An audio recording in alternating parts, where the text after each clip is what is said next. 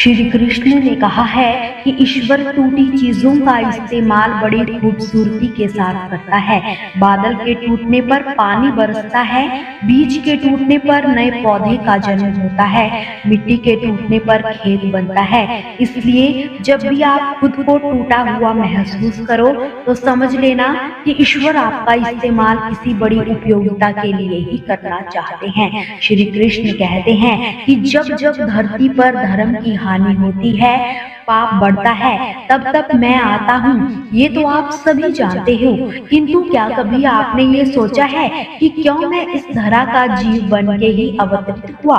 क्यों मैं मनुष्य के रूप में ही आपके बीच रहता हूँ? संसार में पाप व पुण्य संतुलन में चलते हैं। पाप जब सीमा से आगे बढ़ जाए मुझे यहाँ आना ही पड़ता है। कारण ये है कि आप मुझे भुला देते हो।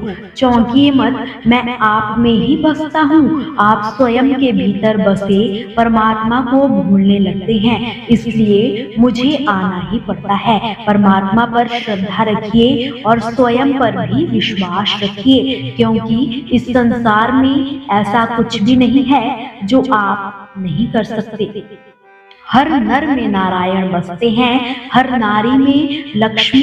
तो पहचानिए अपने भीतर के नारायण को और बदल दीजिए समयों के इस चक्र को। क्या आपने सोचा है कि इस संसार में हम सबसे अधिक किससे जुड़े हैं? कोई कहेगा माता पिता, कोई कहेगा मित्र, कोई कहेगा पत्नी, तो कोई कहेगा संतान।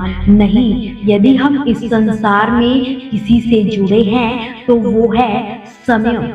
समय ही हमारा भूत है, समय ही हमारा वर्तमान है और समय ही हमारा भविष्य है। और हम क्या करते हैं? सबसे अधिक जुड़े समय को, सबसे बहुमूल्य संपत्ति को हम नष्ट कर देते हैं। कोई भविष्य के ऊंचे सपनों को बुनता है, कोई बीते कल को कोसता है, किंतु तनिक सोचिए, बीता कल आपकी सोच विचार करने से बदल जाता है। समय का सदुपयोग करें, उसकी कद्र करें। भगवान श्री कृष्ण ने कहा है कि जीवन में सारा खेल ही दृष्टिकोण का है। अगर दृष्टिकोण उत्तम है तो बेकार चीजों के भी उत्तम परिणाम नजर आने लगेंगे। जैसे जल अगर गंदा है तो उसे पी नहीं सकते, पर वही जल आग बुझाने के काम तो जरूर आ ही जाता है। इसलिए अपना दृष्टिकोण बदल दो, परिणाम अपने आप बदल जाएंगे। कोई भी चीज अयोग्य नहीं होती, कोई भी व्यक्ति अयोग्य नहीं होता, उसे अयोग्य बनाती है उसकी सोच। इसलिए बहुत जरूरी है कि खुद को पहचानो, फिर आप जान जाओगे कि आप वास्तव में कौन हैं। लोग कहते हैं कि अच्छाई के मार्ग पर कठिनाई है तो अच्छे क्यों बने, जबकि बुरे लोग सुखी रहते हैं तो बुरे क्यों न बने। अच्छे इसलिए बनो क्योंकि अच्छे व्यक्ति का हृदय शांत रहता है, जबकि बुरे लोग अशांत ही रहते हैं। अच्छे इसलिए बनो क्योंकि अच्छे व्यक्ति का मन संतोषी होता है और बुरा सदैव असंतोष से भरा रहता है। सत्य है कि जीवन व मृत्यु अटल है, पर एक सत्य और भी है कि मृत्यु सभी को आती है, पर जीवन जीना सभी को नहीं आता। हमारा पूरा जीवन निकल जाता है और हम जान ही नहीं पाते कि जीवन को जिए तो जिए कैसे।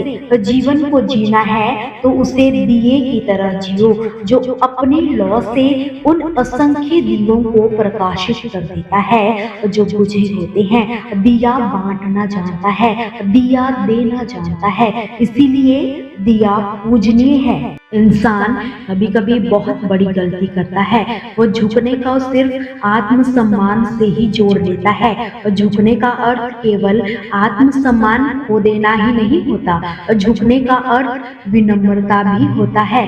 विनम्रता भी झुकना सिखाती है। ये बिल्कुल सच है कि इंसान ने जो भी पाया वो झुक कर ही पाया। जब बचपन में चलना सीखा तो इस धरा पर झुककर गिरकर चलना सीखा। बड़ों का आशीर्वाद लिया तो झुक कर लिया। कुएं से पानी निकालने के लिए बाल्टी को झुकना ही पड़ता है। भगवान का आशीर्वाद झुककर ही मिलता है। जैसे पहाड़ की चोटी पर पहुंचने के लिए झुकना पड़ता है, वैसे ही सफलता की चोटी पर पहुंचने के लिए और उस पर ठहरने के लिए विनम्र रहना ही पड़ता है। और जीवन में अगर खुद से बहस करोगे तो सारे सवालों के जवाब मिल जाएंगे, औरों से करोगे तो नए सवाल खड़े हो जाएंगे। जब व्यक्ति अपनी गलती पर वकील और दूसरों की गलती पर जज बन जाता है तो फैसले नहीं फासले बढ़ने लगते हैं। आदमी साधनों से नहीं साधना से श्रेष्ठ बनता है। आदमी भवनों से नहीं भावनाओं से श्रेष्ठ बनता है। आदमी उच्चारण से नहीं उच्च आचरण से श्रेष्ठ बनता है। खुश रहकर गुजारो तो मस्त है जिंदगी, दुखी रहकर गुजारो तो त्रस्त है जिंदगी। तुलना में गुजारो तो पस्त है जिंदगी, इंतजार में गुजारो तो सुस्त है जिंदगी। सीखने में गुजारो तो किताब है जिंदगी, और दिखावे में गुजारो तो बर्बाद है ये जिंदगी। मिलती है एक बार, प्यार से बिताओ जिंदगी, जन्म तो रोज होते हैं, यादगार तुम बनाओ ये जिंदगी। सोचो अगर नदी बीच में ही बहना छोड़ दे तो क्या होगा, उसका पानी ठहर जाएगा और वो कुछ ही दिनों में सूख कर नष्ट भी हो जाएगी। यही हमारी जिंदगी में होता है।